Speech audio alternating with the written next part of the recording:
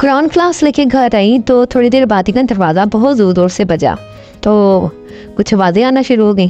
तो जब दरवाज़ा खोला तो पूछा ये कौन है, तो बच्चा बोला कि आप ना जो कूड़ा करकट है ना वो मुझे दे दें और साथ में मेरी थोड़ी सी हेल्प कर दें। मैंने कहा हेल्प कर दूँ, किस किस्म की हेल्प? कहता मुझे पैसे चाहिए। मैंने कहा अच्छा कितने पैसे लोगे? कह रहा यही 150 रुपये दे दें, 200 रुपये दे दें। मैंने कहा अच्छा दूंगी, एक शर्त पे दूंगी। कहता क्या? मैंने कहा मेरे घर के आगे झाड़ू लगाओ। फिर उसने कहा अच्छा मैं लगा देता हूँ लेकिन 100 रुपया लूँगा। मैंने कहा नहीं 50 रुपये दूंगी, तुम झाड़ू लगाओ, अभी दूंगी। उसने फिर झाड़ू लगाई, इतनी अच्छी झाड़ू लगाई ना कि मेरा दिल खुश हो गया, घर भी साफ़ सुथरा हो गया। और फिर मैंने इसके चेहरे पे ना थोड़ी सी थकावट भी देखी और जब मैंने इसे पैसे दिए ना तो उसके चेहरे पे मुस्कुराहट आ गई। तो फिर अब मेरे दिल में ये हुआ कि हमें ना ये सोचना चाहिए कि अगर कोई भी हमारे घर मांगने वाला आए ना और अगर वो बिल्कुल ठीक हो तो उसकी मदद पैसे देके नहीं करवानी चाहिए, बल्कि उसे थोड़ी सी मेहनत करवा के तो फिर हम उसको पैसे दें, ताकि उसे पता चले कि मेहनत के बाद जो पैसा मिलता है उसकी कितनी खुशी होती है। और वाकई में वो बच्चा इतना खुश हो गया ना। तो आप लोग भी इस तरह कर सकते हैं। ये एक मैसेज है मेरी तरफ से आप लोगों के लिए कि ये जो मुफ्त में मांगने वाले आ जाते हैं ना, इनकी आदतें ना बिगाड़ें, इनको बल्कि मेहनत पे लगाएं और इनको पैसे दें। आज मैं आपको 2 तरीके बताऊंगी कि फ्रोज़न कोफ्ता को कैसे सेव करते हैं और जो घर में बनाने वाले कोफ्ते को कैसे सेव करते हैं। तो चलिए स्टार्ट करते हैं कोफ्ते बनाना।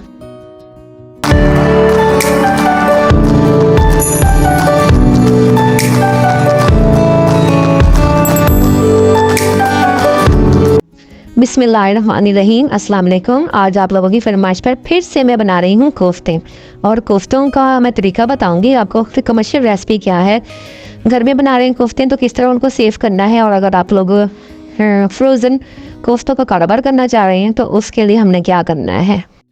जब भी हम कोफ्ते बनाते हैं ना उसके 2 स्टेप्स होते हैं। एक स्टेप वो होता है कि जिसमें हम कोफ्ते बनाते हैं और एक स्टेप वो होता है जिसमें हम ग्रेवी बनाते हैं।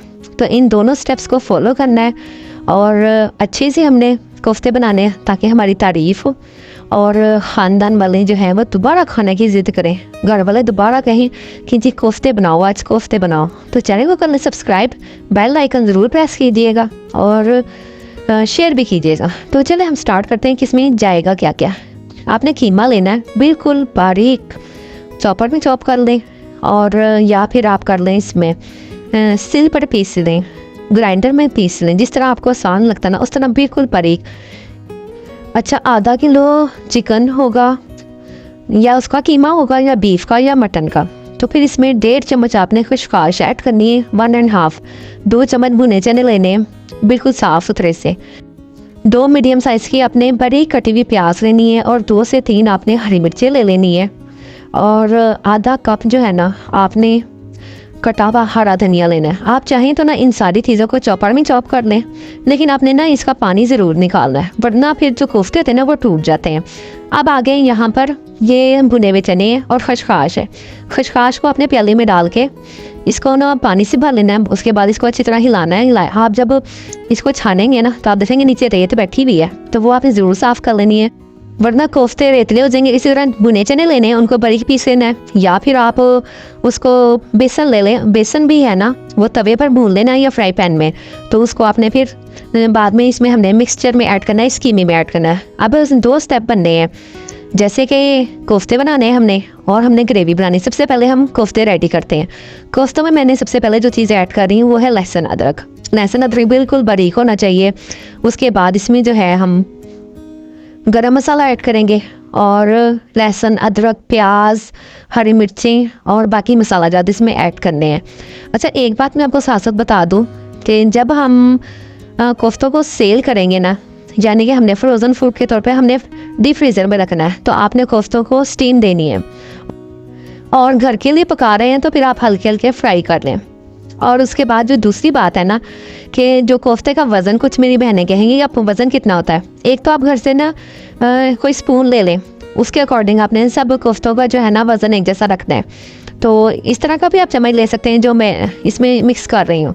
नहीं तो आप जो मेजरमेंट वाले चम्मच आते हैं ना, जो उसमें टेबल स्पून होता है उसका वज़न, उससे आप पैमाइश कर लें। अगर ऐसा कुछ नहीं है आपके पास मशीन है, मेजरमेंट की मशीन है, तो वो उसके ऊपर आपने कम से कम उसका जो है ना 30 से 40 ग्राम का वज़न रखना है कोफ्तों का। तो हर कोफ्ते का वज़न जो होगा वो इसी तरह या 30 ग्राम का या 40 ग्राम का, अगर ज़्यादा बड़ा रखना है तो नॉर्मल साइज़ यही होता है। और इसी को आपने फ्रीज़ करना है। और ये देखें, ये तकरीबन जो कोफ्ता है ना ये 40 ग्राम का है।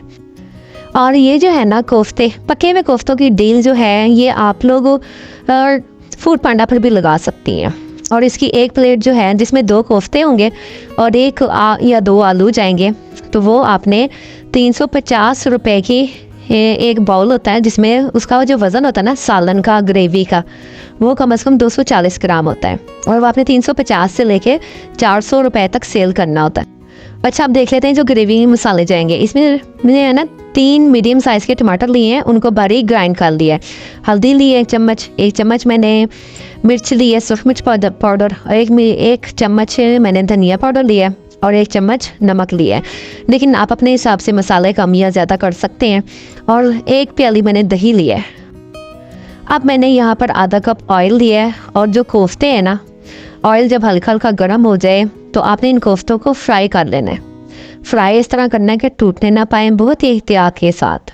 बस आपने इसको कपड़े से पकड़ के हल्का हल्का इसे घुमाना है और उसके बाद आपने इसको बाहर निकाल देना। फिर हमने प्याज लेनी है, प्याज को भी हमने गोल्डन ब्राउन कर देना है। और गोल्डन ब्राउन करने के बाद आपने प्याज को भी ग्राइंडर में ग्राइंड कर लेना है, ताकि जो हमारी ग्रेवी बनेगी ना वो बड़ी मज़ेदार और प्यारी सी बनेगी और बहुत स्मूथ सी। वरना वो प्याज के जो पीस एंड में रह जाते हैं ना वो अच्छे नहीं लगते। इसके बाद सारे मसाले डाल के टमाटर की प्यूरी वगैरह और नमक, मिर्च, लहसुन, अदरक, प्याज, सारा कुछ इसमें डाल के मसाला भून लेना है।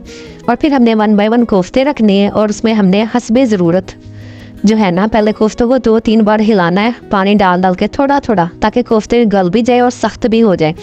जब इस तरह की पोजीशन आ जाए, मसाला भुन जाए, तो फिर आपने इस स्टेज पे आके ना आपने जितनी भी मतलब पानी रखना है, ग्रेवी रखनी है, आधा गिलास 1 गिलास, तो बस उतना जितना भी आपने शोरबा रखना है उतना आपने पानी ऐड करने के बाद इसको चम्मच से हल्का हल्का हिलाना है कि टूटने ना पाए, क्योंकि ये बहुत नाजुक होते हैं, बहुत नरम मुलायम बने हुए हैं और लेकिन हैं बड़े अच्छे। और आपने इनकी जो बाइट आएगी ना वो बड़ी मज़ेदार से आएगी, टेस्टी सी आएगी। और चंक्स आएंगे ना जो कीमे के, वो बड़े मज़ेदार लगते हैं। अच्छा, एक मेरी सिस्टर है, सब्सक्राइबर भी हैं, तो वो उन्होंने मुझे क्वेश्चन किया था कि प्राइवेट काम ज़्यादा सही रहता है या फूड पांडा पर। तो फूड पांडा की अपनी रिक्वायरमेंट्स है, उनके कुछ कटिंग वगैरह होती हैं, जबकि जो प्राइवेट काम है वो डायरेक्ट जो प्रॉफिट होता है ना वो आपकी पॉकेट में आ रहा होता है, वो उसमें किसी का कोई हिस्सा नहीं होता। वो बिल्कुल जो आपने कॉस्ट लगाई थी वो और जो आपने प्रॉफिट रखा होता है वो आप सीधा आपके पास आता है, उसमें किसी का कोई हिस्सा नहीं होता। तो प्राइवेट काम में ज़्यादा फ़ायदा है। अब जैसे कि आगे आ रही हैं रोज़े वगैरह आ रहे हैं, तो आप समोसा पकौड़ों का काम कर सकते हैं। आप जगह जगह सर्वे करें कि कहाँ पे ज़रूरत हो सकती है, किस पॉइंट पे हमें लगाने चाहिए, या हम किसी से कच्चे समोसों का भी ऑर्डर ले सकते हैं। कुछ लोग होते हैं वो कच्चे समोसों का भी ऑर्डर देते हैं, तो आप वो बना सकते हैं। घर में बैठ के आप शामी कबाब बना सकती हैं। और इसके अलावा मेरी और भी बहुत सी वीडियोज़ हैं जिसमें आप जाके नीचे मेरे काफ़ी सारे आइडियाज़ हैं, जो अभी मैंने कल परसों की वीडियो लगाई हुई थी, उसमें भी काफ़ी सारे आइडियाज़ हैं जो आपके साथ शेयर किए हुए हैं। तो आप इन सबको देखिए, आपका फ़ायदा ही फ़ायदा है। तो चैनल को सब्सक्राइब कर लें, बेल आइकन ज़रूर प्रेस कर लें। फिर मिलते हैं, अल्लाह हाफिज़।